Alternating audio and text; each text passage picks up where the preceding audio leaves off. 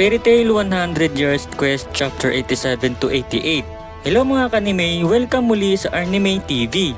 So bali sa chapters na ito ay makikita natin na bigla nga lang umalis sina Suzaku at si Lin. Nalaman na nga din ng ating mga bida kung paano mapahinto ang mga pag-atake ng mga kamay. At bigla ngang tumambad ang napakalaking mukha na ito sa ating mga bida. Pero bago tayo magsimula, huwag niyo nang kalimutang mag-like sa video natin. So bali nagsimula ang chapters kung saan nagmamadaling nga tumatakbo dito si Natsu papunta kila si Lin. So natalo na pala niya kaagad dito ang mga Chumyaka. Maya-maya lang nakarating na nga ito sa kinaroroonan nila si Lin at Suzaku. Kaya lang nadadatnan nga nilang tumatawid ng dalawa dito sa lagusan. At agad ngang nawala sila dito. Kaya nagtataka nga silang dalawa dito sa mga nangyayari. So bakit kaya biglang magkasamang tumawid sina Suzaku at si Lin? Anyway, makita natin dito ang Black Moon Mountain na puno na rin ng mga kamay. Napapaisip naman sila Natsu kung saan kaya papunta itong sila Suzaku at si Lin. Marahil pumunta nga raw sila sa ibang mundo sambit ni Happy. Pero ayon niya kay Natsu na kahit wala na si Lin dito sa Elenter ay patuloy pa nga din ang pag-apaw ng magic powers. Sagot naman si Happy na marahil dahil inumpisahan na ito ni Lin. Magpapatuloy ang pag-apaw ng magic powers nandito man o wala sa mundo si Lin.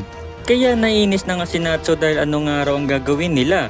Sagot na nga lang si Happy na bumalik na nga lang daw muna sila sa mga kasama nila. Tanong naman ulit si Natsu na ano nga raw ang gagawin nila sa trabaho nila dahil nakatakas si Lin.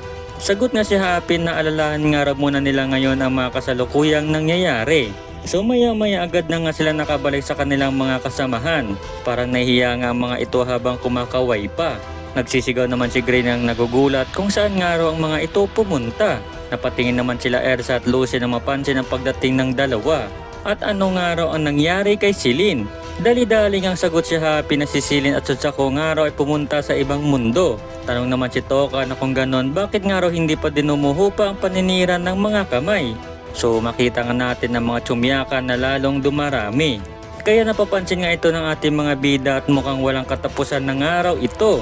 Samantala si Wendy naman ay nakarating na sa isang kamay at hinawakan niya nga ito habang pinapakiramdaman. Napansin nga ni Wendy na isa itong namuo na Eternano mula sa magic na dumadaloy. Kaya agad nga niyang sinigaw sa mga kasamahan na alalahanin nga raw ng mga ito ang mga mukha sa Tartaros. Kaya agad nga nilang naalala na isang sandata ito ng council. Salita nga ulit si Wendy na pagkatapos nga raw ng pangyayaring iyon ay nag-imbestiga nga raw siya kung paano napapagalaw ang ganong napakaraming mga sandata. Sagot nga si Erza na meron nga daw iyong device para mapagana ito. Kaya tanong nga si Gray na ibig sabihin nga daw ba nito na mga kamay na ito ay pinapagana din ng isang device. Sagot nga si Wendy na dyan nga daw sila nagkaiba. So bigla naman nagsalita si Natsu na wala siyang naiintindihan sa mga pinagsasabi neto ni Wendy. Kaya nainis naman si Carl at makinig na nga lang daw ito at manahimik. Ayon nga kay Wendy ulit ng kamay at mukha ay magkaibang bagay. Pero ang structure nga daw neto ay magkaparehas. Sa unang tingin kung titignan ng mga kamay para mga naka-extend na mga kamay mula sa lupa. Pero sa totoo nga raw ay magkakonekta ang mga ito sa ilalim ng lupa. Kagaya nga din daw sa mga mukha. So tanong nga si Toka na kung magkakonekta ang mga ito ano nga raw ang gagawin nila. So ngiti na nga lang si Natsu dito at hindi nga daw ba halata. So napapangiti na nga din ang iba dito. Sabay sigaw nga sila na atakihin nila ang pinakapangunahing katawan neto. Kaya dali-daling inilabas ni Lucy si Virgo rito. Agad nga itong naghukay sa lupa para makapunta sa pinakakatawan ng mga kamay. Agad ngang tumalon sila Natsu sa butas. Ayon naman kay Gray na dalhin nga nila Happy at Carla si Toka sa ligtas na lugar. Nagmamatigas pa nga si Toka pero ayon kay Happy na ipabayan na ito kila Natsu. So makikita nga natin sila sa ilalim ng lupa habang patuloy na naghuhukay si Virgo. So habang nakasunod si Natsu sa likod ni Virgo ay salita nga ito na nakikita nga raw neto ang kanyang underwear. Sigaw nga si Lucy dito kay Natsu na wag ito tingnan. Pero salita naman si Gray sa isip-isip niya na nakikita nga rin daw niya ang underwear ni Lucy. Anyway patuloy nga ang kanilang paghuhukay at nasa ilalim na bahagi na nga sila ng lupa. Maya-maya narating na nila ang ilalim at nalaglag sila sa isang kuweba. So may nakikita nga silang isang parte ng kamay sa kuweba. Kaya napapatanong nga si Gray kung kailangan pa nga raw ba nilang maghukay pa.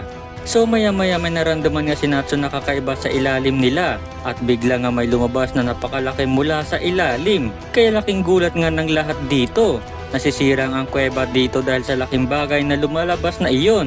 Maya-maya tumambad nga sa kanila ang isang mukha. At dito nga nakakonekta ang napakaraming mga kamay na lumalabas sa Elenter.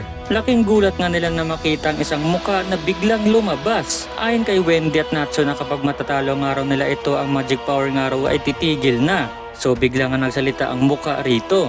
Ayon dito na siya ay si Altaface at siya ang pinagmumulan ng magic power sa mundong ito. Dagdag niya pa ang magic power nga raw na ito ay binigay mismo ng Moon God Dragon si Lin para wasakin ang mundong ito sa pamamagitan ng pagpuno ng magic power.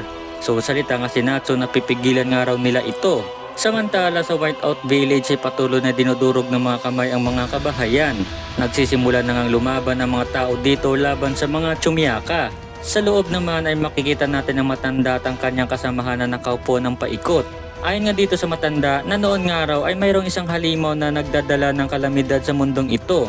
Ang halimaw nga raw na ito ang nagbibigay ng magic power at kung bakit walang humpay ang pagtaas ng mga magic powers dito. Ito nga raw ay tinatawag na Altaface. So ito nga ang kaharap nila Natsu ngayon. Anyway, dagdag pa ng matanda na gamit nga raw magic power na ito, sinisira nga raw niya ang mga syudad at kahit ang mga dagat ay nawawala. Ang kanilang mga ninuno nga raw ay nilabanan itong halimaw na ito ng ilang beses sa loob ng ilang taon. At itong Altaface nga raw na ito ay na-sealed sa ilalim ng lupa. Dahil dito nagkaroon nga raw ng kapayapaan sa mundo. Pero paglipas ng panahon ay biglang may lumabas na kamay. Hindi nagtagal na pagtanto ng mga taga-village na ito ay parte ni Altaface. Dahilan para i-track nila ito at pinutol. Sa paglipas ng mga siglo natutunan nga raw nila ng mga kamay ay hindi naman masasama. Paminsan-minsan meron nga raw mga Chumyaka na lumalabas mula sa mga kuko neto, pero bihira lang ito. Kaya dahil doon ang tungkol nga raw kay Altaface ay nakalimutan na. Pagkatapos magkwento ng matanda ay tanong nga si Faris na isang Altaface nga raw bang dahilan kung bakit napakaraming magic power sa mundong ito. Oo nga raw sagot ng matanda at hanggat nakasealed ito mapapanatili nilang kaayusan dito sa mundo gamit ang kanilang mga magic na whiteout. Tanong naman ang mga tao dito na dahil lumabas nga raw ang mga kamay na ito muli, ibig sabihin nga raw ba ay nabuhay muli si Altaface? Sagot nga matanda na hindi niya alam. Pero kahit ano pa man ang sitwasyon ay pinagkakatiwala na nga lang daw niya ito sa mga taga fairy tale na nagmula sa ibang mundo. So nagsimula ng labanan ng ating mga bida dito si Altaface. Ininchant ka ni Wendy ang lahat dito. Salita naman itong si Altaface ng pangit nga raw ng mundong ito. Kaya hindi nga daw siya mapipigilan. Atake naman si Natsu dito ng Fire Dragon King's Destruction Feast. Habang atake na din si Grey ng kanyang Ice Devil Zero Longsword. Atake na din si Wendy at Lucy ng Sky Dragon's Roar at Aqua Metria. Habang atake naman si Erza ng Benny Zakura Flash. So after nga ng mga pag-ataking yun ay parang hindi nagalusan ang mukha. Kaya nagugulat nga sila dito. Maya-maya nagsimula na kumounter ng atake si Altaface rito. Bigla nga nagkaroon ng sobrang liwanag. Hindi nga sila makakita dito dahil sa sobrang liwanag. So makita nga natin dito ang sobrang liwanag. Nagtataka nga sila dahil di gumagalaw ang kanilang mga katawan. Hindi nga sila nakakagamit ng magic. Ayon naman kay Wendy na tumataas nga raw lalo ang Eternano. At maya-maya nagkaroon nga ng malaking pagsabog. Lipad nga ang ating mga bida rito.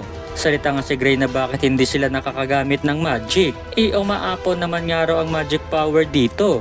So maya-maya nagising nga si Irene dito at ayon sa kanya ito nga raw ay dahil sobra-sobrang pag-apaw. Dahil ang magic nga raw nila ay umabot na sa limitasyon neto. Iniisip nga raw ng katawan nila ang kanilang magic power ay naging zero. So bali pinaliwanag nga ito ng mas detalyado ni Irene. Halimbawa kung ang magic power ay kaya lang neto ipakita ay 99. So bali 2 digits lang ito. Pero kung umabot ang magic power ng 100, ang lalabas na numero ay 2 zero. Kaya yun nga raw ang dahilan kung bakit akala ng katawan nila ang kanilang magic power ay 0. Pero ang totoo ito ay magkaiba. Dahil lalo nga raw lumakas ang kanilang mga kapangyarihan. Kaya tutulungan nga raw niya si Wendy na maalala ang tungkol sa kanyang katawan, pati na ang kanyang magic power at hirap na pinagdaanan neto noon. So agad ngang pumasok sa isip ni Wendy ang mga pinagdaanan niya kasama sila Natsu at ang bawat laban na kinaharap nila noon. Maya-maya na-realize niya ang wala pa nga raw siya sa limitasyon niya. Agad ngang nag-ibang anyo si Wendy dito.